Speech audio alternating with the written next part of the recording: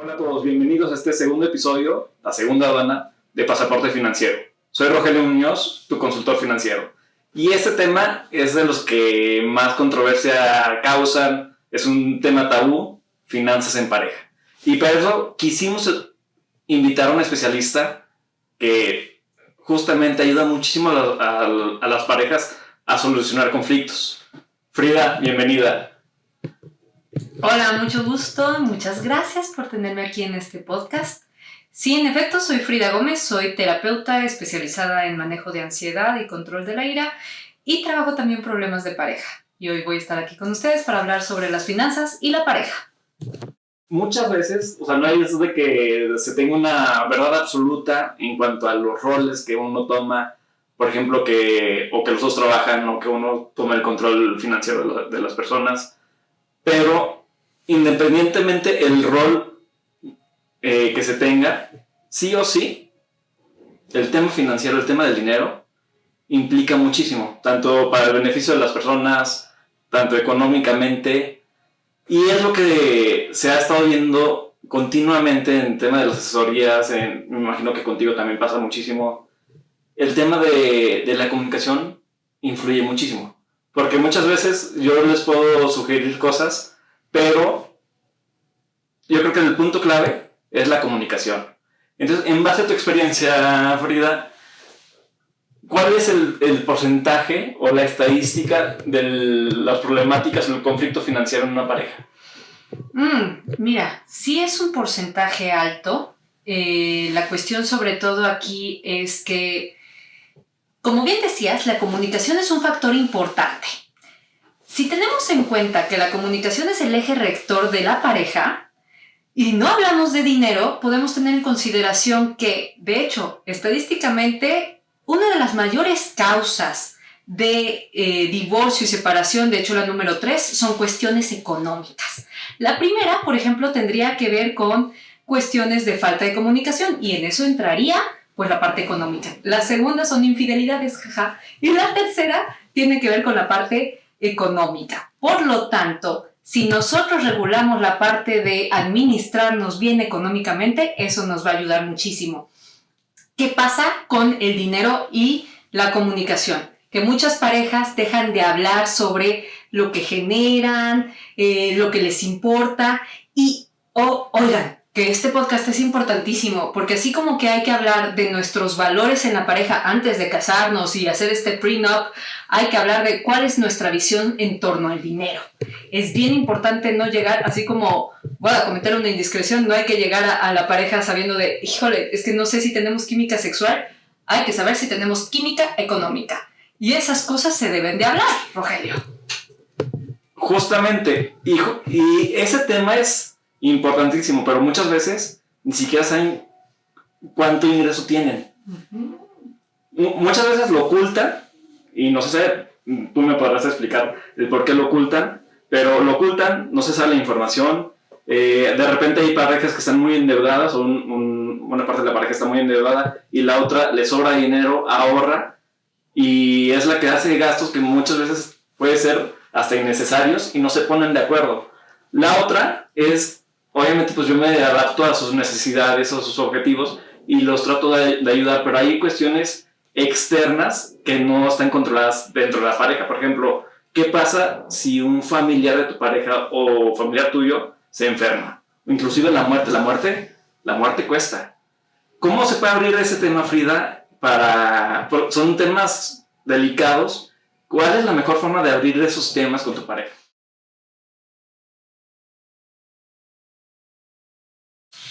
Mira, Roger, vamos a regresarnos 2 pasos. Primero, preguntabas esta cuestión de cómo lo están viendo el dinero. Toca entender que a nivel psicológico, dinero y poder están muy correlacionados. Entonces, quien tiene dinero en la casa y quien produce más es quien tiene como la voz cantante. De hecho, fíjate que se han hecho estudios donde evalúan el nivel de inteligencia y las personas que administran más las finanzas en casa puntúan más alto en estos test de inteligencia. No necesariamente que sean más brillantes que su pareja, sino que la idea de estar lenguajeando en términos económicos, de hacer cuentas, de saber para dónde va el dinero y todo, eso te permite estar estimulado a nivel neurológico. Y eso la verdad es que te da una ventaja en tu relación porque te permite tener mayor conocimiento sobre la parte sistémica. Entonces, si entendemos que dinero es igual a poder, creo que aquí en la cuestión de la pareja hay que equilibrar esos poderes. Una pareja es para complementarse, no para que uno tenga una posición de superioridad. Nos articularemos, claro, uno ganará más que el otro, creo que es un tema interesante. Y retomo lo que decías de las cuestiones externas. Si vas a llegar a tu pareja, tienes que entender que aunque ya son una pareja, siguen siendo una pareja hecha de individuos y cada individuo trae sus propias situaciones externas. Conózcanlas, háblenlas. ¿Qué piensas? O sea, toca hablar de qué piensas hacer con tu familia, cuál es tu postura con respecto a la vejez de tus padres, qué rol ocupas como individuo en tu familia, eres el mayor y por lo tanto eso te acarrea mayores responsabilidades económicas, eres el hombre, la mujer, esas cuestiones juegan y tienes que hablar con tu pareja sobre estos factores aparentemente externos, pero que pueden llegar a tener un impacto. Por lo tanto, yo recomendaría que se sentaran, bueno, ya están casados, ya están ahí, vamos a lenguajear, vamos a hablar de estos temas aparentemente dispares, pero que nos competen a los dos. Tu familia, mi familia, la familia que vamos a hacer en conjunto, y los valores que tenemos en torno a lo económico, como viajes y otras cuestiones. Muy interesante, Frida, la verdad. Y es la parte de individualidad lo que también influye muchísimo en la pareja, ¿no? Y justamente es el siguiente tema, o la siguiente pregunta que te quiero hacer.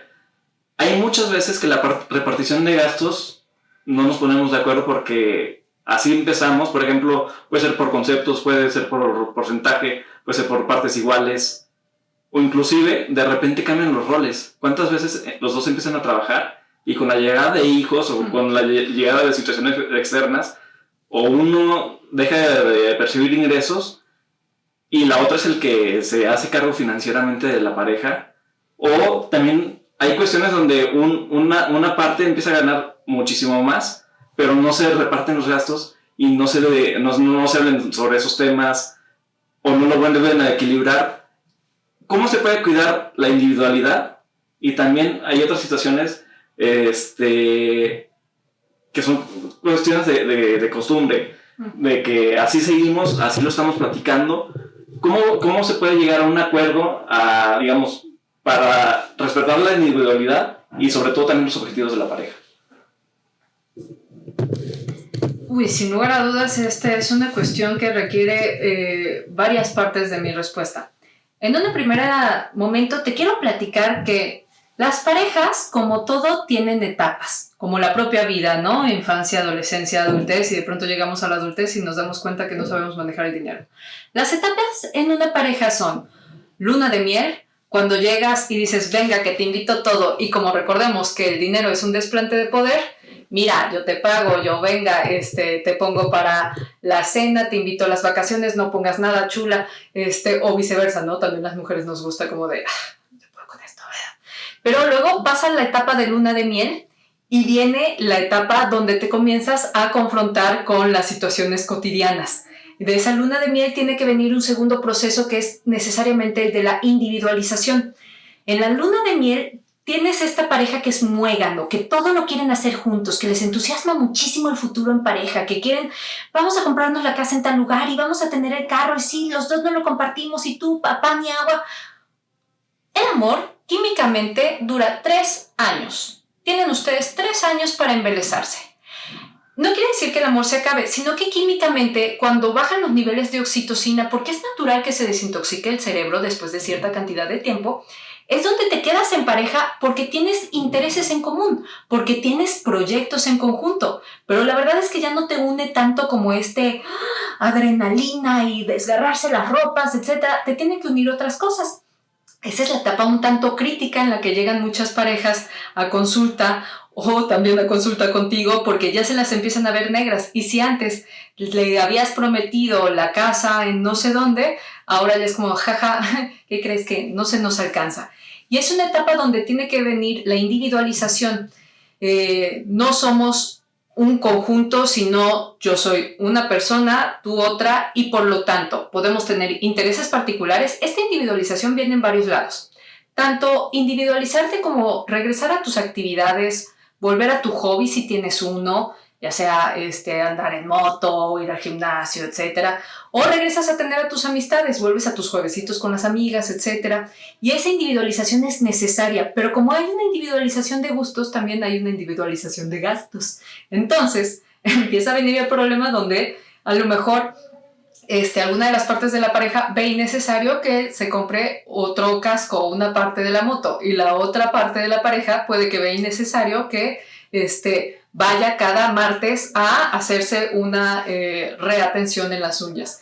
Ahí es donde toca que se articulen, donde respeten individualidades y que necesariamente, y aquí obviamente tú sabes mucho más al respecto que yo, y he referido a varios pacientes con asesores financieros porque si quieres individualidad, tienes que tener tu propio dinero. Antes de generar proyectos en común, viajes, una casa, cuestiones que económicamente se puedan articular o cuestiones de vida, ¿no? Generar ambos una educación de maestría, etcétera, lo que quieras, pero también los intereses particulares. Y entonces aquí yo lo que hago es que cuando los veo muy atorados con el dinero y empiezan a decirme, es que yo estoy cargando con todo, ya les digo, pues creo que no han hablado bien de dinero y me toca enviarlos contigo a que les organices la vida económicamente porque luego no saben en qué se está yendo esa parte. Y regreso a un punto, la comunicación es crucial. La verdad es que yo sé que no todo se tiene que hablar en pareja, pero sí es importante saber, a mi perspectiva, cuánto gana tu pareja. Y no en términos invasivos o de celotipia, sino en términos de salud financiera que generan una salud emocional.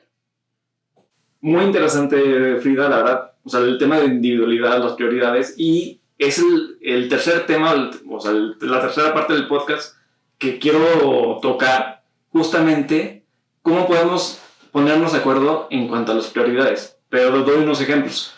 Hay personas que dicen, ¿sabes qué? Yo quiero poner a mis hijos a un colegio privado pues, que la colegiatura cuesta muchísimo, y para tu pareja puede ser que no es tan importante. O, por ejemplo, comprar un coche nuevo o seminuevo, que también es, para uno puede ser prioridad y para otro no. Inclusive los viajes, hay personas que están acostumbradas a salir de viaje cada año, tú me podrás decir, y para tu pareja no es tan importante. ¿Cómo se puede poner de acuerdo en este tipo de conceptos, este tipo de prioridades para uno y para el otro? Puede ser, por ejemplo, pues muy vano. Tú lo mencionaste hace rato, el tema de las uñas. El tema de las uñas para las mujeres puede ser muy importante. ¿Por qué? Porque es sentirse bien, sentirse bonitas, guapas, y para su pareja puede ser no tan prioritario. Pero de repente salir con sus amigos a tomarse una cerveza, o el tema, por ejemplo, a mí me tocó un ejemplo que él decía mucho de que gastaba muchísimo en el tema de las uñas mes a mes, pero él también gastaba en su pecera, y para su pareja era pues gastos innecesarios. Entonces, ¿cómo podemos llegar en ese punto a ponernos de acuerdo? Porque muchas veces hasta la pareja no tiene ingresos, pero todo implica el dinero. Entonces, ¿cómo podemos hacer cierto porcentaje, o cómo nos podemos poner de acuerdo para las cosas que realmente es importante para nosotros y para tu pareja posiblemente no, y llegar a un acuerdo así saludable y que los dos se sientan contentos? Creo que aquí estamos hablando de un concepto importantísimo que es validar al otro. Conocer bien cuáles son los intereses, qué le da identidad a mi pareja. Eso es importante. Y yo te voy a decir, una fórmula para empezar en este discurso validante es cuéntame, ¿por qué esto es importante para ti? Porque muy fácilmente se nos puede hacer como poca cosa, pero pregunta, ese acto como de las uñas, ¿qué implica? Implica un autocuidado, implica un voltear a tener ese espacio personal, ese gusto, por ejemplo, por las motocicletas, ¿qué implica para tu pareja? Implica la sensación de libertad, implica la cuestión de la adrenalina. ¿Cómo lo está significando? Porque obviamente desde mi construcción de una situación te voy a aventar mi percepción. Entonces tengo que ayudarme a entrar en el mundo del otro. Y aquí me quiero regresar a un cuestionamiento importante que preguntabas hace un momento, de la individualidad.